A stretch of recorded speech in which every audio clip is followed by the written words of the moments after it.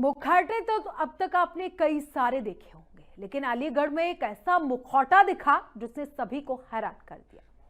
प्यार का मुखौटा, विश्वास की डोर और लूट की पूरी कहानी। ये दो परिवारों की खुशियां महज 2 दिन में बिखर गई। लुटेरी दुल्हनों ने शादी का नाटक रचवाया, जेवर और नकदी लेकर फरार हो गई। फिर रात के अंधेरे में बताया जा रहा है कि साड़ी की पहले तो उन्होंने रस्सी बनाई और फिर उसी रस्सी के सहारे रफू चक्कर हो गई। फिल्मी अंदाज में रची गई ये साजिश अब पूरे अलीगढ़ में चर्चा का विषय बन चुकी है। लेकिन इन दो परिवारों के लिए अब ना तो भरोसा बचा है, ना विश्वास है। जहां दुल्हनें आई थी खुशियां लाने के लिए, वहीं अब धोखे की छाप और अविश्वास का तूफान छोड़कर गई। रिपोर्ट देखिए। प्यार का मुखौटा, शादी का झांसा। जहां बजी थी शहनाइयां, वहीं गूंजा धोखे का शोर। दुल्हन बनकर आई और बनकर चली गई चोर। साड़ी बनी रस्सी, दुल्हनें बनी ठग। अलीगढ़ के सासनी गेट क्षेत्र के मथुरा रोड से सामने आया है हैरान कर देने वाला ये मामला, जहां बिहार से 2 आई लड़कियों ने खुद को प्यार और रिश्ते की देवी बनाकर पेश किया। दोनों ने 9 अक्टूबर को शादी की। एक की कोर्ट मैरिज हुई और दूसरी की पारंपरिक फेरे डालकर शादी संपन्न हुई। दोनों परिवारों ने इन दुल्हनों पर पूरा भरोसा किया, लेकिन ये भरोसा महज 2 रात भी नहीं टिक पाया। शादी के 2 दिन बाद जब सब सो रहे थे, तभी शुरू हुआ असली खेल। दोनों दुल्हनों ने साड़ियों को रस्सी बनाया, दूसरी मंजिल से नीचे उतरी और गहने और नकदी से भरा बैग लेकर भाग निकली। 4 सोने के कंगन, अंगूठी, मंगलसूत्र और करीब 1,20,000 रुपए सब गायब। सुबह जब घर वालों की नींद खुली तो कमरे खाली और अलमारी लुटी हुई थी। मेरा नाम प्रतीक शर्मा है। मैं इस समय थाना सासनी गेट पर खड़ा हुआ हूँ। मैं इस वजह से आया हूँ कि परसों मेरी शादी हुई थी इगलास में एक बिहारी लड़की से, जो कि जाल था। हमें नहीं मालूम थे कि वो कोई जाल है। हम शादी करके अपने घर ले आए, अपने घर पे लाके हमने हिंदू रीति रिवाज से शादी करी है।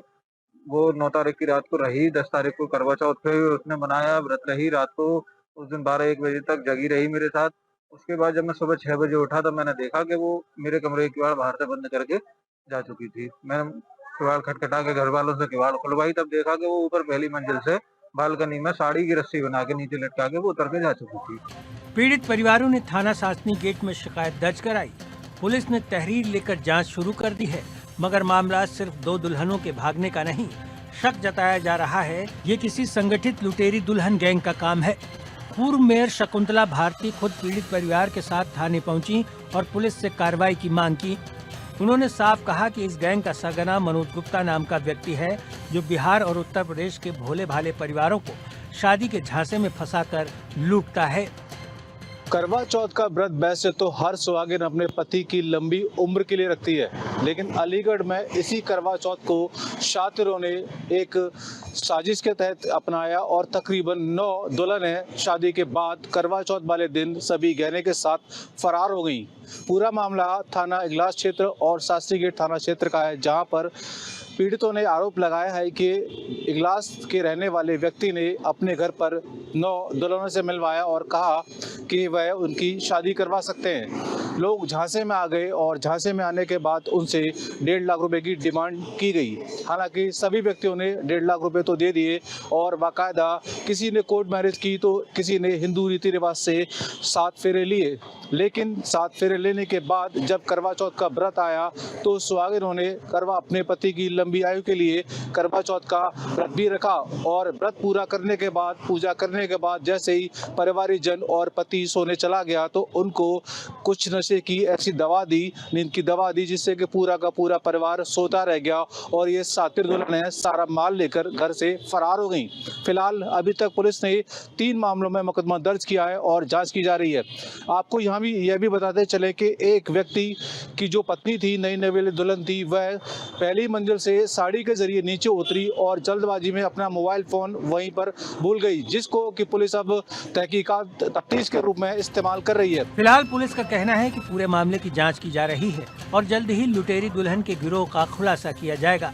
लेकिन इन दो परिवारों के लिए अब न भरोसा बचा है न विश्वास। जहां दुल्हनें आई थीं खुशियां लाने, वहीं छोड़ गईं धोखे और अविश्वास का तूफान। कहा यह भी जा रहा है कि प्यार का जाल, लूट का खेल, अलीगढ़ की ये कहानी सिर्फ दो परिवारों के लिए ही नहीं बल्कि उन सब के लिए सबक है जो बिना जाने समझे किसी का भी भरोसा कर लेते हैं। इंडिया न्यूज के लिए प्रदीप कुंढीर की रिपोर्ट। मेरठ में दिन निकलते ही गोलियों की गूंज सुनाई दी और खत्म हो गई एक इनामी अपराधी की कहानी। सरूरपुर इलाके में पुलिस और बदमाशों के बीच मुठभेड़ हुई। 25,000 के इनामी शहजाद उर्फ निक्की को पुलिस ने मार गिराया। कानून के हंटर को जब निक्की ने फेस किया तो वो बच नहीं पाए और मेरठ में वही पुरानी लाइन एक बार फिर से गूंजती दिखी। चाहे अपराध जो है वो छोटा हो या बड़ा, अंजाम सिर्फ एक ही होता है, मौत या जेल। रिपोर्ट देखिए। पुलिस की गोली, अपराध का अंत, कानून का ट्रिगर, लिख गई निक्की की कहानी। नाम सुनते ही कांपते थे लोग। पुलिस के रिकॉर्ड से मिट गया नाम। मेरठ पुलिस की चेतावनी साफ, अपराध करोगे तो अंजाम भुगतोगे। मेरठ के सरूरपुर इलाके में सुबह सुबह पुलिस और बदमाशों के बीच मुठभेड़ हो गई। पुलिस की गोलियों की गूंज से पूरा इलाका थर्रा उठा और जब धुआं छटा तो जमीन पर पड़ा था एक बदमाश शहजाद उर्फ निक्की, जिस पर 25,000 का इनाम था। कहा यह जा रहा है कि पुलिस को काफी समय से इस बदमाश की तलाश थी। निक्की पर हत्या, लूट और रंगदारी के 8 मुकदमे दर्ज थे। सूचना मिली कि वो सरूरपुर क्षेत्र में मोटरसाइकिल से घूम रहा है। बस फिर क्या था, पुलिस ने इलाके की घेराबंदी कर दी। जैसे ही पुलिस ने उसे रोकने की कोशिश की, निक्की ने पुलिस पर ताबड़तोड़ फायरिंग शुरू कर दी। जवाबी कार्रवाई में पुलिस ने भी गोलियां चलाईं और कुछ ही मिनटों में अपराध का अंत हो गया। थाना सरूरपुर क्षेत्र में आज सुबह मुठभेड़ हुई। इसमें की एक बदमाश है शहजाद उर्फ निक्की, जिसमें की गोली लगी थी, रूप से घायल होकर अस्पताल ले गए, जिसे कि यहाँ पर कॉन्टेक्ट है। और इसमें जो अभियुक्त है इसकी रुपये का इनामी है सीमा थाना क्षेत्र से। और जीवन में भी इसका आपराधिक इतिहास रहा है। हाल ही में इसने इसी साल में एक बच्चे के साथ की गंभीर घटना की थी, जिसमें एक बच्ची काफी गंभीर रूप से घायल हुई थी। पुलिस ने मौके से एक तमंचा, कई जिंदा कारतूस और मोटरसाइकिल बरामद की। बताया जा रहा है कि निक्की मेरठ के बहसुमा का रहने वाला था और लंबे समय से फरार चल रहा था। इतना ही नहीं, इस कार्रवाई के बाद से लोगों के जहन में बस यही है कि जो पुलिस को चुनौती देने चला था, आज उसी की चुनौती ने उसकी जिंदगी छीन ली। दिन निकलते ही पुलिस की आज 25,000 के इनामी बदमाश शहजाद के साथ मुठभेड़ हुई है और जो शहजाद है एनकाउंटर में ढेर हुआ है। सबसे पहले मैं तस्वीरें दिखा देता हूँ कि जिला अस्पताल में जो है पुलिस लेकर पहुंची है और यहाँ पर जो है शहजाद को डॉक्टरों ने मृतक घोषित कर दिया। शहजाद 5 साल जेल में था और जेल में आने के बाद एक बच्ची के साथ उसके द्वारा जो है रेप किया गया था। उसके बाद से वो फरार था। पुलिस को लगातार इसकी तलाश थी। मुखबिर की सूचना पे पुलिस को सूचना मिली थी जो शहजाद है वो शहर छोड़ने की कोशिश कर रहा है। वहीं सुबह 6 बजे पुलिस के आमना सामना हुआ तो इसने जो शहजाद है पुलिस पे जो है फायरिंग की। फायरिंग में जब पुलिस ने जवाबी कार्रवाई की तो ये ढेर होकर जो है वहीं पर गिर गया और इसको लेकर आन फान में जिला अस्पताल लेकर पुलिस पहुंची है, जहां पर डॉक्टरों ने इसे मृतक घोषित कर दिया। मेरठ में लगातार बढ़ते अपराध के बीच ये मुठभेड़ पुलिस के लिए बड़ी सफलता मानी जा रही है। एसएसपी मेरठ ने खुद इस ऑपरेशन की निगरानी की। पुलिस का कहना है कि निक्की किसी बड़ी वारदात की फिराक में था, लेकिन पुलिस की फुर्ती ने उसे उसके अंजाम तक पहुंचा दिया। स्थानीय लोगों के मुताबिक शहजाद उर्फ निक्की इलाके में काफी सक्रिय था और अक्सर रंगदारी और अवैध वसूली करता था। उसके मारे जाने के बाद गांव में राहत की सांस है। फॉरेंसिक टीम ने मौके पर पहुंचकर जांच की है, जबकि शव को पोस्टमार्टम के लिए भेजा गया है। वहीं पुलिस ये भी जांच कर रही है कि निक्की के संपर्क में और कौन कौन लोग थे। मेरठ में पिछले कुछ महीनों से अपराधों की बढ़ती घटनाओं के बीच ये मुठभेड़ एक कड़ा संदेश मानी जा रही है कि अब गोली का जवाब गोली से ही मिलेगा। Bureau report, India news. अब जरा बात कर लेते हैं पूर्वांचल के महराजगंज जिले की, जहां पर पुलिस ने उस शातिर को पकड़ लिया जो महिलाओं की आस्था और डर दोनों के साथ खिलवाड़ कर रहा था। आरोपी का नाम करमतुल्ला है और पिता का नाम मुर्तजा। घर पर सिंदूरिया के जमदौर गांव में ये खेल खेला जा रहा था और वही आरोपी जो खुद को कल तक तांत्रिक बता रहा था, हाथ में माला, जेब में नींबू मिर्ची और जुबान पर झूठ का ऐसा तंत्र मंत्र कि कोई भी औरत विश्वास में आ जाए, या फिर यूं कहें कि ऐसा खेल खेला जा रहा था कि आसानी से किसी को विश्वास में लिया जा सके। लेकिन अब वो पुलिस की गिरफ्त में है और आरोपी पर कड़ी कार्रवाई जारी है। रिपोर्ट देखिए और समझिए कि पूरा मामला क्या है। गांव-गांव घूमकर ये ठग महिलाओं को डराता था कि उनके ऊपर मसान चढ़ गया है और अगर पूजा नहीं की गई तो घर में अनर्थ हो जाएगा। फिर वो कहता, माँ अपने गहने दो, इनकी पूजा करनी पड़ेगी, तभी भूत भागेगा। डरी सहमी महिलाएं अपने मंगलसूत्र, बालियां, नथ, पायल सब उतार कर उसके हाथ में रख देती और वो पल भर में गहनों समेत गायब हो जाता। महिलाएं जब तक समझ पाती, करामतुल्लाह गांव छोड़ चुका होता।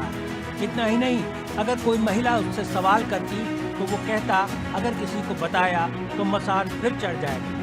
यानी डर और अंधविश्वास, यही उसकी ठगी के दो सबसे बड़े हथियार थे।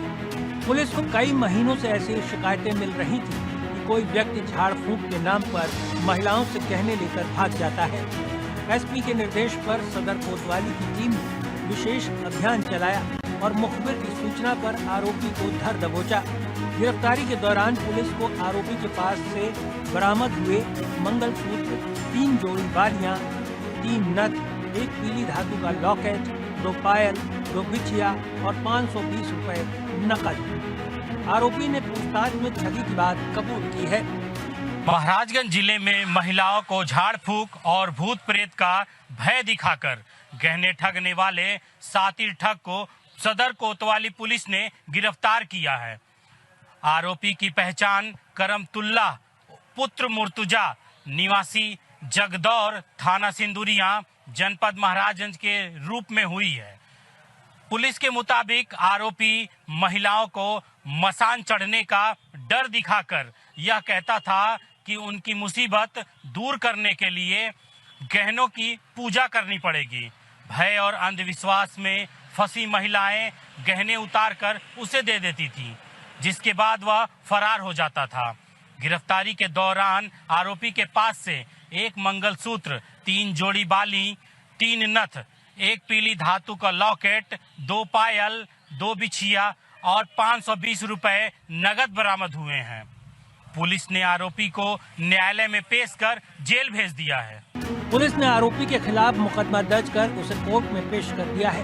वहीं एसपी ने भी जनता से अपील की है कि तंत्र मंत्र, झाड़ फूंक या किसी भी अंधविश्वास में न पड़े और ऐसी घटनाओं की तुरंत सूचना पुलिस को दें।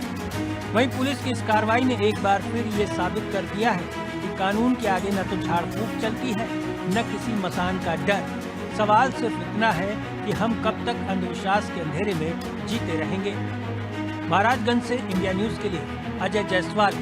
दुर्गापुर केस में पीड़िता का इलाज भले ही चल रहा है, लेकिन सियासत अपने चरम पर है। वहीं इस मामले में पीड़ित के पिता ने सीएम ममता बनर्जी पर गलत बयानबाजी का इल्जाम भी लगाया। लेकिन इन सब से अलग जो ताजा अपडेट ये है कि घटना में शामिल 5 आरोपी अब पुलिस की गिरफ्त में और कहा जा रहा है कि उनके किए की सजा अब पुलिस प्रशासन जरूर देगा। इस घटना के बाद से तमाम सवाल उठ रहे हैं और कहा जा रहा है कि लड़कियां आखिर सुरक्षित कहां हैं। वो घर से बाहर जैसे ही निकलती हैं उनको कोई ना कोई दरिंदा दबोच ले रहा है। और ये जो समाज में लड़कियों को लेकर ये नैरेटिव सेट किया जा रहा है कि लड़कियों को रात में घर से नहीं निकलना चाहिए, तो आखिर क्यों? जब लड़के घर से बाहर निकल सकते हैं तो लड़कियां क्यों नहीं निकल सकती? बात हम समानता की करते हैं, लेकिन जब बात लड़कियों पर आती है तो सारी लगाम जो है लड़कियों पर ही लगाई जाती है और ये इसी का नतीजा है अगर हम लड़कियों पर लगाम लगाएंगे तो इसी तरीके से जो अपराधी हैं उनकी मानसिकता यही होगी जो इस वारदात पे देखने को मिली। रिपोर्ट देखिए। दुर्गापुर रेप केस में 5वें आरोपी को भले ही गिरफ्तार कर लिया गया हो, लेकिन इंसाफ का सवाल अभी जिंदा है। जिस तरह से इस मामले में सियासत हो रही है, उससे इंसाफ की बुलंद आवाज अब राजनीति के शोर में दबने लगी है। पश्चिम बंगाल के पश्चिम बर्धमान जिले के दुर्गापुर में MBBS स्टूडेंट्स गैंगरेप केस में पुलिस ने सोमवार को 2 और आरोपियों को गिरफ्तार किया। अब तक कुल 5 लोगों की गिरफ्तारी हो चुकी है। पुलिस ने रविवार को 3 आरोपियों को गिरफ्तार किया था, जबकि 2 आरोपी फरार थे। इंसाफ के इस मामले को सियासी तौर पर डाइवर्ट करने की कोशिश की जा रही है। बीजेपी इसे मुद्दा बनाकर सरकार को घेर रही है और उसने इंसाफ की मांग को लेकर धरना भी शुरू कर दिया है। पश्चिम बंगाल का चीफ मिनिस्टर जो आपने खुद बंगाल को बेटी बोल के चुनाव जीता 2021 में, तो मेरा साथ हार गया, लेकिन आंकड़ा मिला, मेजोरिटी मिला। उन्होंने एक बार फोन भी नहीं किया। बाकी तो जो है मेन एक्यूज्ड अरेस्ट नहीं हुआ अब तक। 3 हुआ था, आज एक TMC का लीडर अरेस्ट हुआ है, नसीरुद्दीन। दुर्गापुर नगर निगम का कैजुअल स्टाफ, इसका साथ TMC का जो गैंगरेप का साथ सीधा संपर्क का तो साबित हो गया नासिर अरेस्ट होने का बाद। ये सब मैं सुन लिया, बाकी जो करना है कर रहा हूँ। बाकी सब बात तो बोलना नहीं है, उनको जलूसर जाना है, उसको करके यहाँ जो 164 कोर्ट में कराना जो लीगल प्रोसीड्योर है वो तुरंत कराना चाहता है, करके उनको बेटी को भुवनेश्वर एम्स में लेना जाना चाहता है और हायर एंड बेटर ट्रीटमेंट।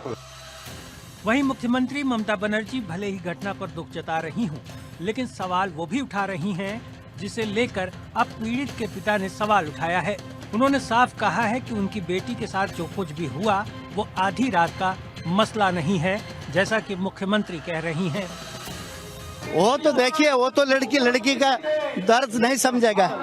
आपको किट से कोई ऑफर मिला है? कुछ नहीं, मेरे को कुछ ऑफर नहीं चाहिए। मेरे को दूसरी को न्याय दीजिएगा। हम जल्दी उड़ीसा निकल जाएंगे, यहाँ से हम नहीं रहेंगे। आप उड़ीसा चले जाएंगे? हाँ, हम उड़ीसा। इसके अलावा पीड़ित के पिता ने ये भी कहा कि वो अपनी बेटी को बंगाल से ओडिशा ले जाना चाहते हैं, क्योंकि उन्हें लगता है कि उसकी सुरक्षा यहाँ से ज्यादा वहाँ बेहतर हो सकेगी। दूसरी तरफ लड़की ने जो बयान दिया है वो बताता है कि किस तरह बेखौफ होकर दरिंदों ने ये सब कुछ अंजाम दिया। पीड़ित ने पुलिस को जो बताया है उसके मुताबिक जब 3 लोगों ने मेरा रास्ता रोका तो मेरा दोस्त मुझे अकेला छोड़कर भाग गया। फिर आरोपियों ने मेरा फोन छीन लिया और जंगल में ले गए, जहाँ 3 ने रेप किया। आरोपियों ने घटना के बारे में किसी को बताने पर अंजाम भुगतने की भी धमकी दी। फिर मेरा मोबाइल वापस करने के लिए पैसे भी मांगे। पीड़ित परिवार से मिलने पश्चिम बंगाल के राज्यपाल CV आनंद बोस भी पहुंचे, जहां उन्होंने पीड़ित परिवार को न्याय दिलाने का भरोसा दिलाया है। लेकिन सवाल वही है कि कब तक। इसके पहले आरजीकर केस का हश्र सभी देख चुके हैं, जिस तरह से उसमें एक डॉक्टर को अपनी जान गंवानी पड़ी। अब एक बार फिर दुर्गापुर के इस केस ने पश्चिम बंगाल में महिलाओं की हिफाजत को लेकर बड़ा सवाल खड़ा कर दिया है। बहरहाल अब सारा दारोमदार पुलिस के ऊपर है। इस मामले में इंसाफ के लिए वो कैसे सबूत इकट्ठा करती है, क्योंकि किसी भी अपराधी को सजा दिलाने की सबसे अनिवार्य शर्त मामले में सबूत है, जिसके बिना किसी गुनहगार को सजा दिलाना मुमकिन नहीं। Bureau report, India news. सबूत तमाम है। कहा यह भी जा रहा है कि पीड़ित ने बयान दिया, उसके बाद पुलिस ने कार्रवाई की। लेकिन सबसे बड़ा सवाल जो है कि कब तक लड़कियों को ये सब कुछ झेलना पड़ेगा, कब तक उनके ही हिस्सों में दर्द की रातें आएंगी। और सबसे बड़ा सवाल ये है कि जब सड़कों पर लड़कियां सुरक्षित नहीं है तो किस बात की कानून व्यवस्था।